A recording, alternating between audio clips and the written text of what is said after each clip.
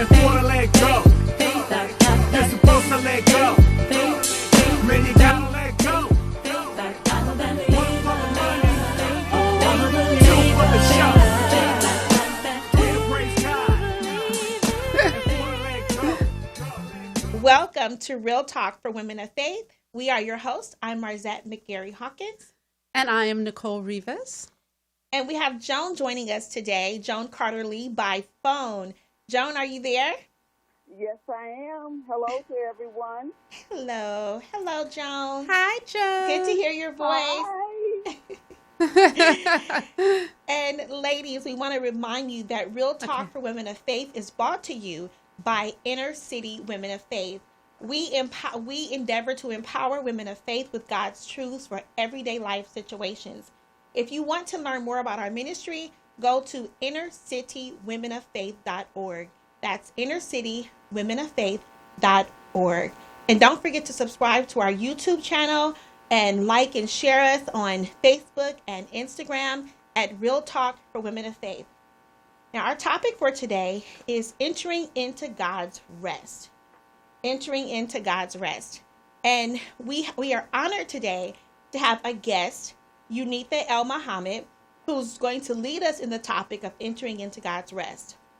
Now, Unitha is an amazing woman of God. Her calling and determination is to help people live emotionally and spiritually whole lives.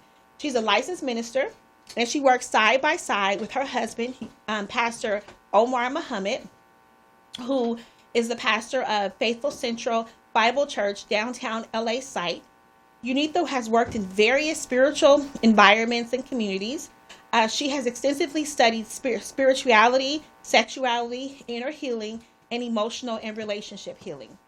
Unitha has hosted her own radio show, and she's done so many other things. I can't even list them all.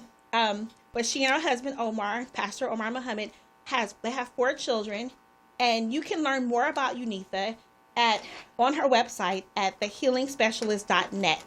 That's thehealingspecialist.net. You can find her website on our Facebook page at Real Talk for Women of Faith or on our Instagram, Real Talk for Women of Faith. So let's welcome Unitha Muhammad. Unitha, you there? Oh, Unitha, your mic is on mute, we're told. There we go. Hello. Hello. How are Hi. you? Hi, ladies. Good to see you. Good to See you too. So, Unitha, thank you for joining us today. Yes. And you are not with us in the Hi, studio. Joan. Oh, that's Hello, right, Unitha. Joan. How are you? Good. Good. Hey. Well, so Unitha, you're going to talk to us today about entering into God's rest, right? Now, Joan Yes. has a question for you. Yes, Unitha, I'd like to ask, what does it mean to actually enter into God's rest? What does that mean?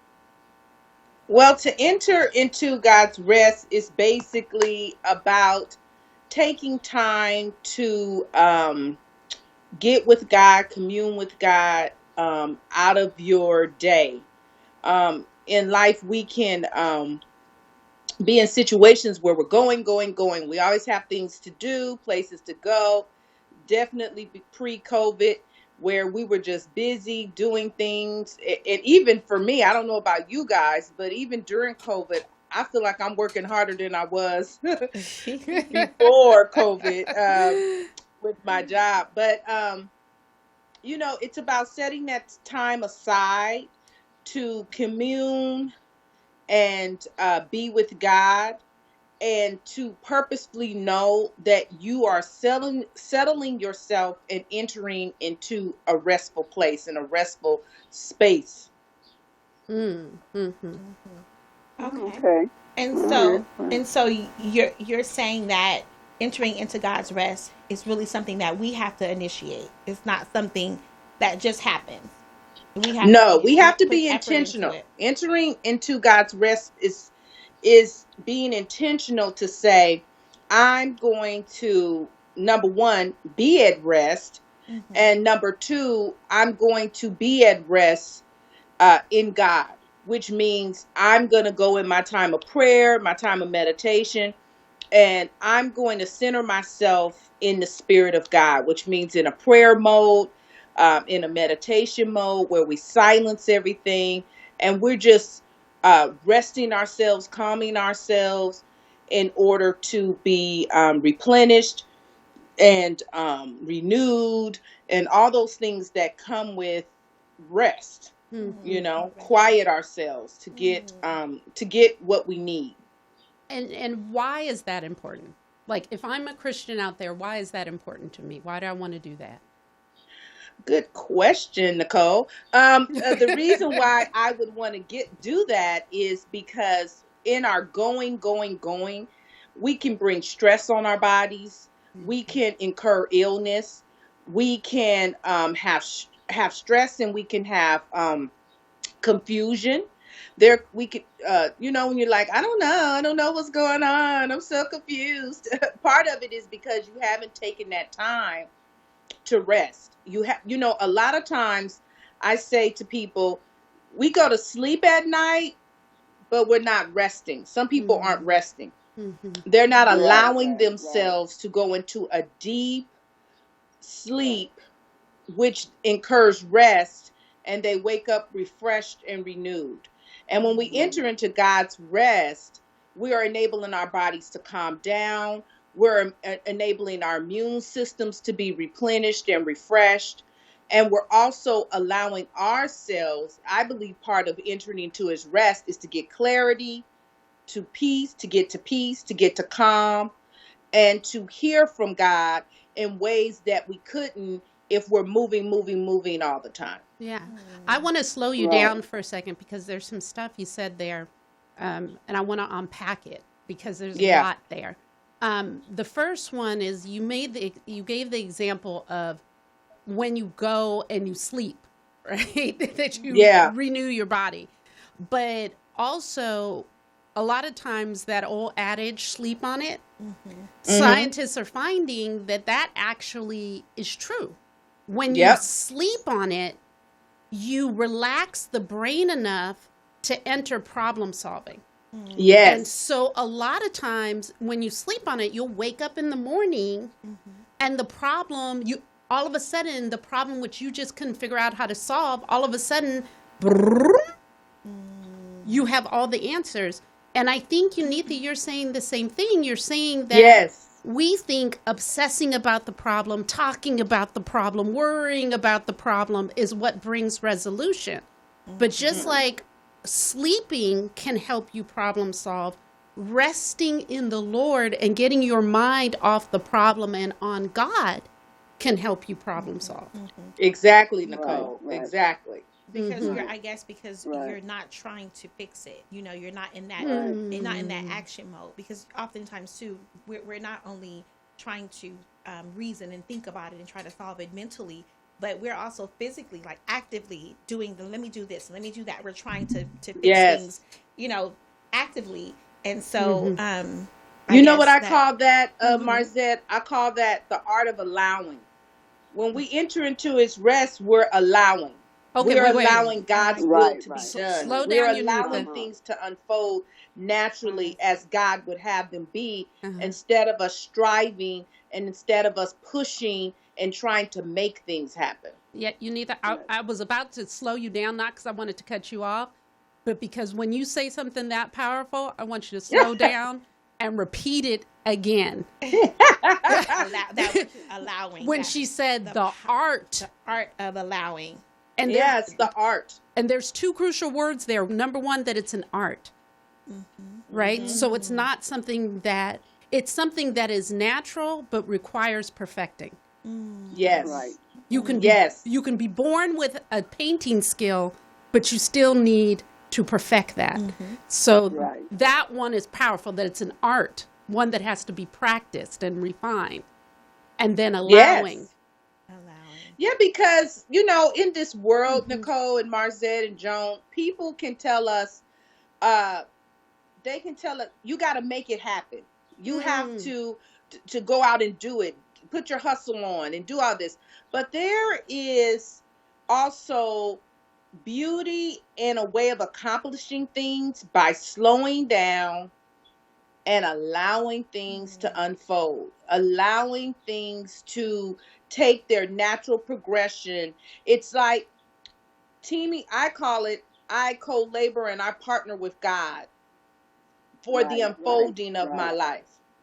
So when I am practicing the art of allowing, when things are on my mind, or issues or problems or goals that I'm trying to figure out, I take that breath and I go, okay, Lord, you know what's best for me. I'm going to surrender to your will for my life. Yes. And I'm going to rest in you, knowing that you're going to work it out for my good. And I'm going to listen and be in tune to your prompts. So one prompt could be call this person. Another prompt could be, go here, go visit over here. And that's where the answer is. So the art of allowing is really also about surrender. It's about surrendering. And I'm trying to figure out the best way to phrase this question so it's clear. Explain to me, what is the difference between allowing and just being passive? Because I think a lot of times people confuse those two. Well, I think when you're passive, you're just, when people say go with the flow, I don't believe in going with the flow. I don't go with anybody's flow but God. If I'm going to go with the flow, then I'm going to be in I call it the flow life. I'm going to be in the flow life with God. So sometimes people let life happen to them. I'm not talking about that. I'm talking about a conscious intention to align yourself with the will and way of God. And in that, allowing God to give you clarity, direction, courage, boldness, strength, everything you need to accomplish the things that he has purposed for your life. So the difference from passive and allowing is I'm aligning myself with God's will. I'm waiting for instructions. So there's something I'm going to be doing. I'm going to be taking some action steps, but it's not me like, okay, I think I'm going to do this. Then I'm going to do that. Then I'm going to do this. And then I'm going to do that. And then at the end of it, it's like, was God a part of that? Were you led by the Spirit? What was your motivation behind what you were doing? So yeah. No, finish your thought. I don't want to interrupt so you. I was saying, it makes you, the thing about entering into his rest is you're slowing yourself down. The real thing is what we're doing. We're slowing ourselves down to hear God. And when we hear God, we'll know what the next move is. It's like that intuitive thing within us will be, I need to call Marzette today. I may not know why I need to call Marzette, but I know I need to call her. And in that could be my conversation with Marzette could be the answer to my prayer or the answer to my problem or the answer that I needed, just in being obedient to that. Yeah. And so this is how I just so you kind of understand and frame it. It's like I say all my appointments are divine appointments because I'm aligned with the will of God. So I'm constantly moving and having my beingness in God. I am where I'm supposed to be at all moments because I'm surrendered to God. Right. And let me I want to give an example to our listening audience. And yes, we've actually started doing both radio and video. So normally I would rely solely on the visual, but I'm going to try to describe it for our radio audience. And so I would say this is what it sounds like. If you want to see the video, you'll get some action going with it if you're listening on the radio. So this is what not resting sounds like. It sounds like, okay, I got to fix this. This is a mess. Where am I going to do? Okay, I'm going to do this. I'm going to call this. I'm going to spend this. Right. Yes. Your You're mind is running exasperated. Your a mind thousand is miles an hour, you're- just trying to figure it out, basically. a making 1,000 miles an hour. Yeah. And then you're Right. mad at everybody. You're grumpy. Yep. You're snapping at everybody. Even Yep. if God sends someone to you with the solution, I don't have time to talk to you today Because I'm trying to fix Exactly. because I'm trying to fix it. That's what. and you Right. can't hear God either. And I when can't he's hear trying God. to You can't lead hear. Oh, no. Right? Better yet, I'm too stressed trying to fix the problem, so I don't have time to pray Yeah. or Yeah. read my word or do anything else because I'm busy. I gotta fix Trying this. to fix I'm the trying to problem. fix this. Yeah. So Yeah. that's one, right? So that's Yeah. not resting. Yes. Most definitely not. Passive, which is the other end of the extreme, looks like I give up. Yeah. I can't do anything about it. What's Yep. gonna be? People always say that when they're passive. What's gonna be- is gonna be. And what's I'm like, gonna no, be- that's not true.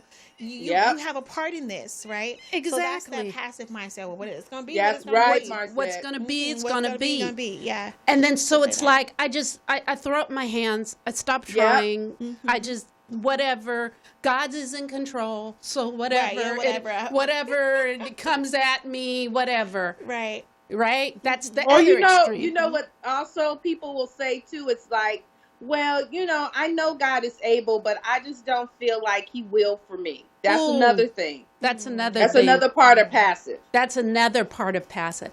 So those are the two extremes. Right. Mhm. We lose How- God's promises. Oh, wait, what did you say, Joan? Yeah, sorry, Joan, we didn't hear Yeah. you. I said we lose God's promises Yes. in Yeah. our everyday lives. We Yeah. know the scripture, but we lose the promises. Yes. It's like looking at ourselves in the mirror and walking away and forgetting what we look like immediately. Mhm. So we Mhm. have to carry both of them together, the Mhm. promises as well as our everyday walking around life, Yeah. and let God's word be supreme. We're very good. I'm enjoying this. I don't know about the rest of Yeah. people, but So- I'm enjoying this. Yeah. So Joan's point, I think, then goes to okay, we've got not resting, we've got passive, and then Joan's point goes to then what Unitha is explaining to us, which is rest. Which rest is letting it go. So that's the part of the resting, letting it go. Mm-hmm. And that's why you generally enter rest, not talking about the problem, but you enter the courts with praise and thanksgiving. Yes. Right. Yeah. Because Yes. Yeah. that's part of rest because you're putting the problem down for a minute and you start saying, God, you are the great problem solver. God, you Right. have everything in your hands. God, you Right. are more powerful. And sometimes just with Thanksgiving, you get the solution because Yeah. you realize how Yes, small yes, the yes. problem is. Mhm. But once you've done that, Yeah. you relax your brain enough, and then what Unitha is saying, not that you go from there to passive, but you go to active based on instruction, because Yes. now you can hear it. Now you can hear it. And another part, when you started talking, Nicole, it reminded me that another part of entering into his rest is also solitude. That's another component. That's I even call a deeper level of entering into his rest. Solitude is when you take time and you're not listening to the praise and worship. You're not reading the word, but you're just getting still. You're quieting yourself, and you're getting still. And you're just sitting like I'm sitting, and you're just like, Lord, what do you want to say to me today? What do you want to say in this moment? I trust you. I usually go into my times of solitude and I say, Lord, your servant is here to hear what you have for me today. That's good. And then I just sit in quiet. I don't have any music. I don't have anything. I'm quiet. Now, what I do have in my time of rest, in my time of solitude, as well as in my time of prayer and study of the word, is my journal. Because I know that God is going to speak. God is faithful. He's faithful. Amen. God is faithful. Now, some of us may be looking to God to say a particular thing, But when you go with the expectation of what do you want to say to me today in this moment, God, Mm-hmm. there's an array of things that God could say to you in the moment, but it's still exactly what you need. So you may have a presenting problem, but God may speak to you about something else. So you may come and you say, I got to figure out this situation going on my job. But then God start talking to you about your children. And he's saying, I need you to pay more attention to your children or to a particular child. I need you to check on that child. I need you to, and then you're like, oh, wow. And in doing that, it's like a snowball effect, at least how it happens in my life. Then something in that obedience leads me right to the answer to what's going on at the job. Or I'm fortified enough in was being obedient in what God told me to do with my child, that act has freed up my mind.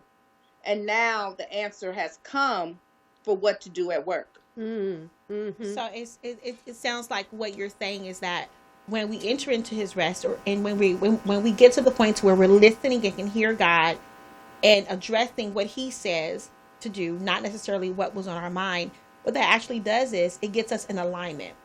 Yes. It actually aligns us. Mark that. And our alignment will trickle into other areas of our life, including that thing or those things that we were really worried about, right? Because it's the alignment that really needs to happen. And that's what will impact our lives in the ways that we really need our lives changed and transformed and blessed and receiving God's promises. That happens with alignment. So because when we're in alignment, that's the goal, is alignment. Yeah. And so sometimes that's the reason why we enter into his rest also. We could think that the pressing matter is the job. Right, yeah. But in God's mind, the pressing matter is your child. Right. And that's why you're out of alignment. And that's why you're out of alignment, because you're so busy trying to focus all your attention on your job. You're so busy trying to focus your attention in school or in a relationship or in something. And God is saying, but I want your focus here, because this is where you're going to have the greatest impact right now. And that you don't even understand that once you get this part in alignment, everything else will begin to flow and everything else will fall in alignment. And that's why it's so important to enter into his rest, because we take our agendas off the table. We take our to-do list off the table. We take our goals off the table and we say, I surrender, Lord. What is it? Yeah. You know what? Something keeps coming to my mind as you're speaking, which is the passage is labor to enter my rest, right? Yes. Right. It is. It's in Hebrews 4, right? Hebrews 4. Okay. It's one of the only places in the Bible where God tells us to labor. Where God tells you to labor. Almost everything else is receive. Let me do it for you.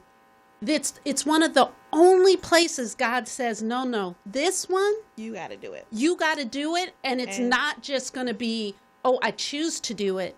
It's a labor. It's going to take work. Yeah.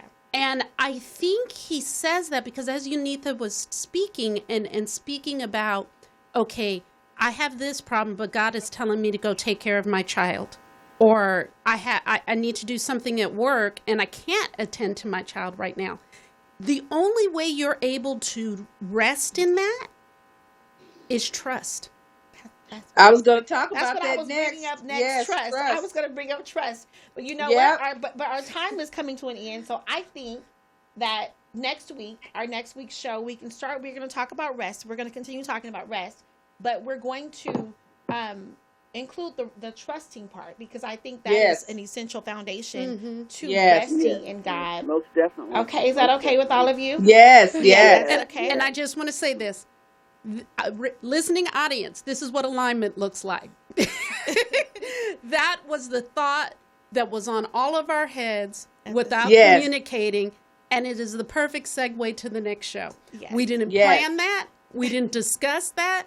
That's what rest and alignment looks like. Yes. Yes. Thank Amen. you, Jesus. Amen. Thank you. Thank you, Lord. Thank you for joining us today. We are so honored to have you. We just really appreciate your time and your gift. You have blessed us with your gift today. Thank you for that. Oh, but she's coming back for the next show. I know, but I want to tell her, but still, she 2 times. That's a lot. I was getting sad. I'll be back I thought she soon. wasn't You're going to be sooner than here. you know. You're coming back, right? You need that. Yes, I'll be back. All right. So next week she'll be back, and she will continue leading us in this really blessed discussion on entering into God's rest. And so, audience, we want to thank you all for joining us. Don't forget to subscribe to our YouTube page. Follow us on Facebook and Instagram. If this show is a blessing to you, follow us, share us at Real Talk for Women of Faith. You can submit your prayer requests to us or learn more about our ministries at our website, which is innercitywomenoffaith.org, innercitywomenoffaith.org. And again, thank you for joining us for Real Talk for Women of Faith, brought to you by Inner City Women of Faith. Bye-bye, everybody. Bye-bye. Bye-bye. Motherfucker money.